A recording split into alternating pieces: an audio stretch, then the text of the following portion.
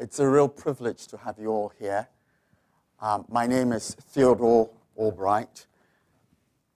I'm going to be your moderator for today's event.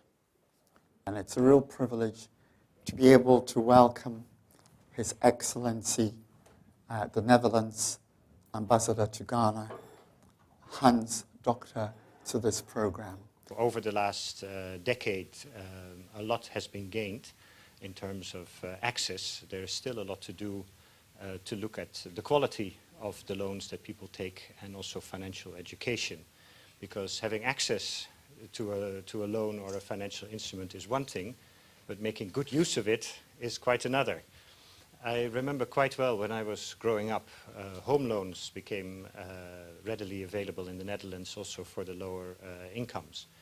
And I saw in the neighborhood where I was growing up that some people made very good use of it, and they didn't take a loan that was too big, but they invested it wisely, they paid it off, they didn't spend too much on other things, and now they are well off. But other people started too big. They wanted a big house right away, and they got a loan that was too big, and then they couldn't pay it back. Families fell apart, there was a lot of stress.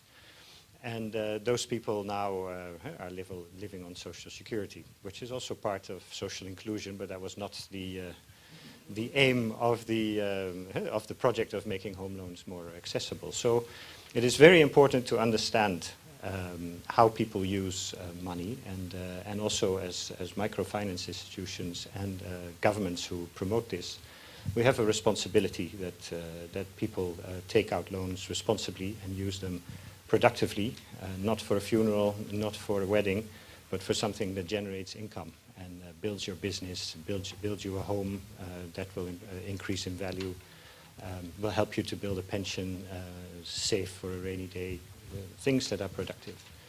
So the study that has been conducted will, I am sure, contribute in a large part to a better understanding on how people use their money and how effective it is for development.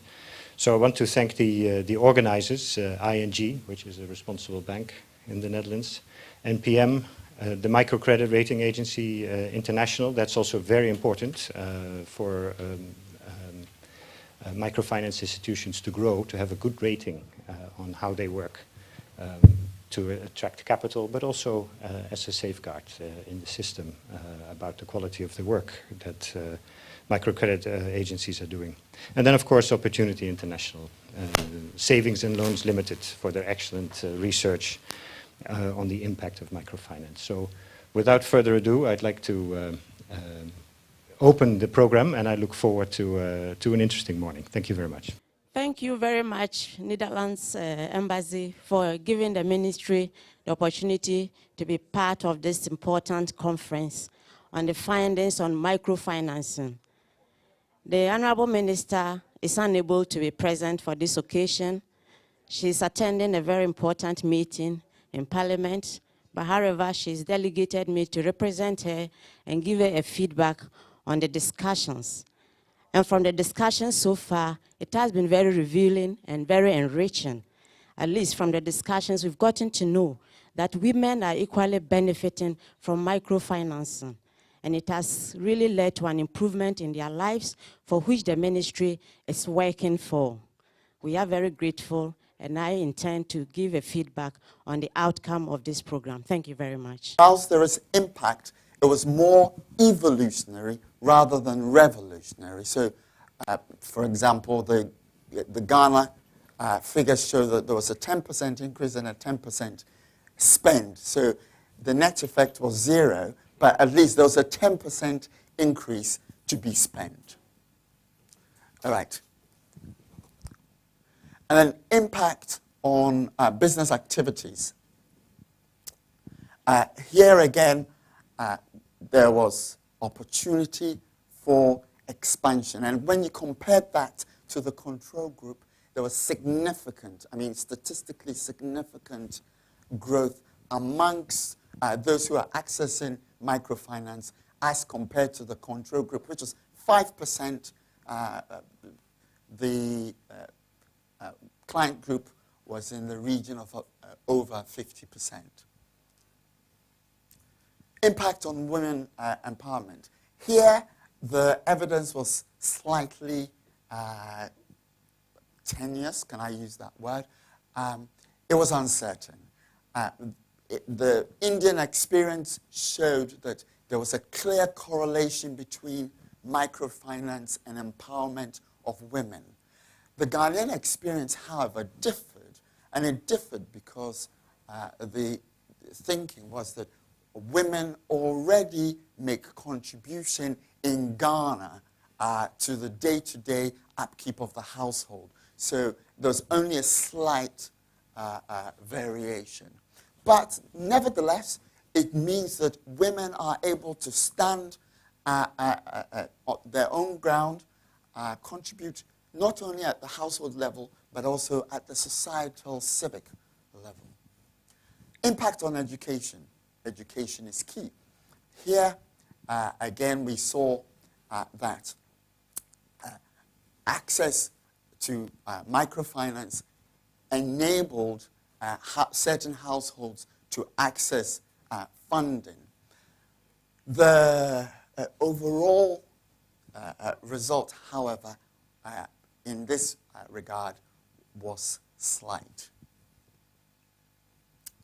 Impact on health and food issues. These are food security is critical, for health, nutrition, malnutrition, etc., etc. All of these have intergenerational impacts if they're not addressed.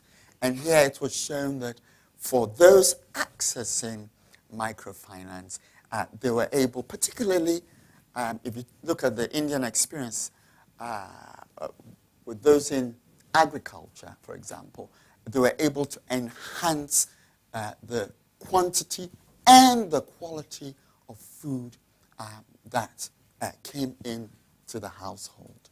So overall, evolution rather than revolution. The thinking now is that we need to move from microfinance to more of financial inclusion, from low default rate as a measurement to impact. The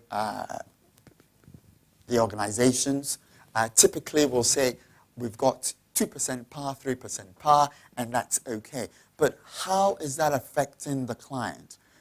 And if we're to have relationships with the various donors, investors, etc., then impact, rather than just looking at default rate, will be important. We need to move to growing jobs for the poor. Not every poor person is an entrepreneur, and that is important also. And then the other thing here which we need to look at is that even if you're an entrepreneur, capital for startup was also deficient. We tended to focus on those who are already in existence, called the economically active poor. But if I'm poor and I don't get capital to start up, what do I do? Strong focus on SME funding.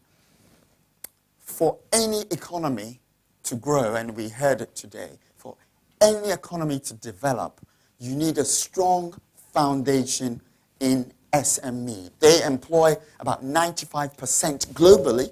They employ over 95% of individuals. So that is a critical stimulus for developing economies across the world. So we're standing at a crossroads, moving from business investment to household investment. In the Ghanaian experience, for example, it was shown that a significant amount of money was used to meet the day-to-day household needs rather than putting it into productive investments, as against the Indian experience, where significant, I think it's about 90% was, so 94% was being used for productive investments. the Ghanaian experience was about 59%.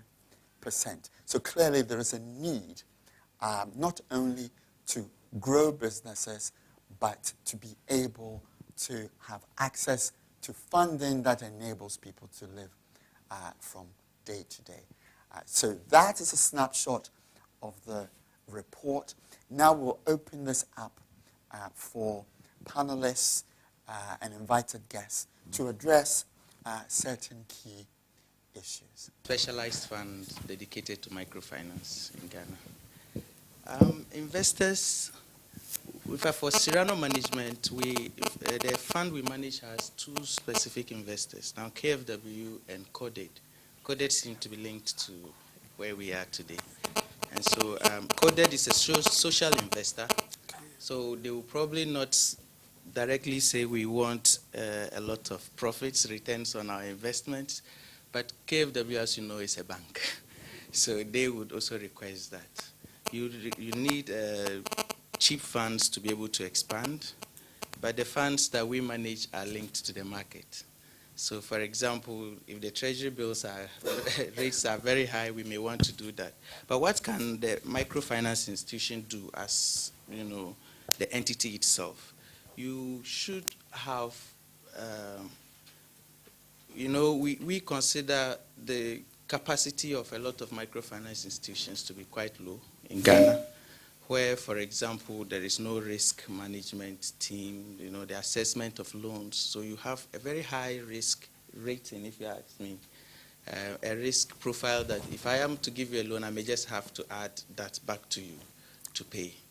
So we think that for the social investors, Oiko Credit, like Coded, technical assistance in areas of MIS development,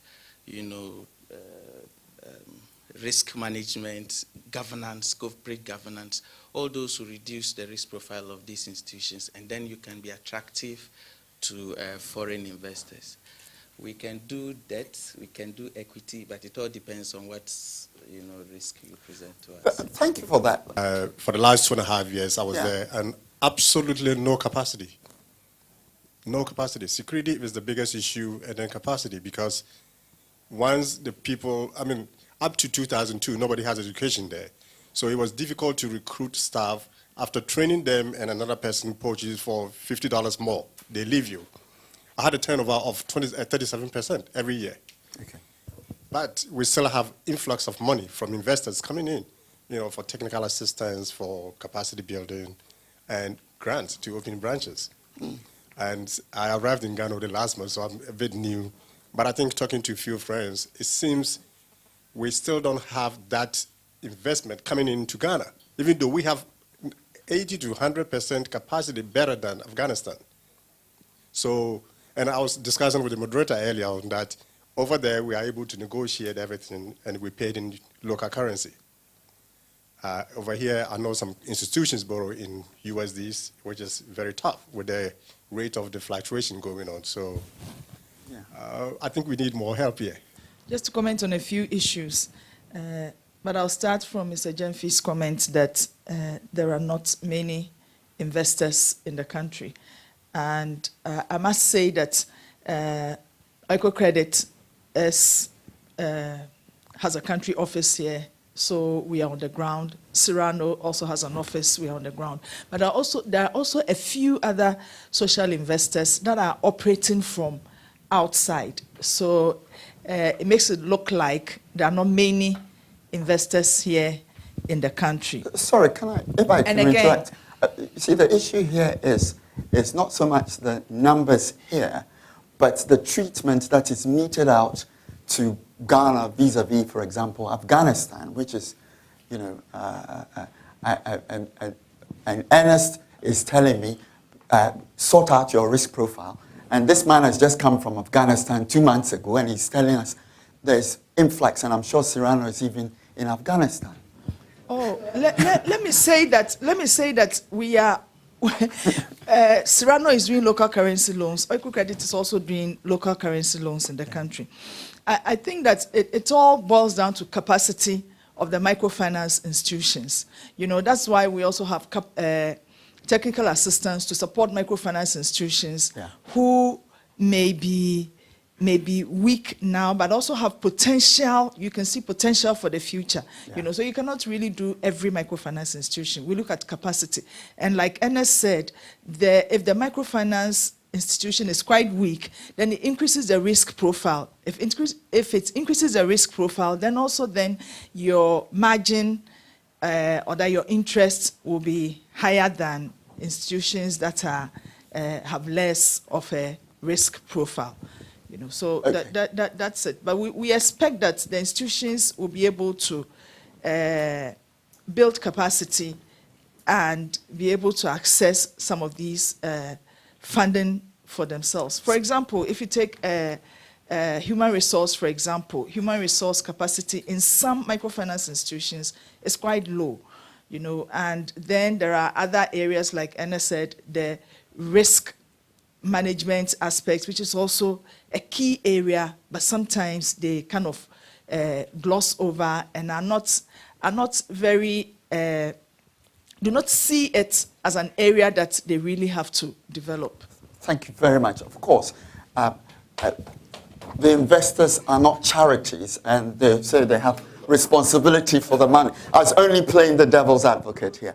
Now, let's move on to the next and perhaps the last question, which is, what is your expectation as practitioners, as investors, as regulators for this industry? And I'm just going to go to Mr. Jenfi here. I think, as I've been hearing from the tables, what I believe we should be doing is that we should move away from the issue of there's no capacity, there's a higher level of risk and all those things.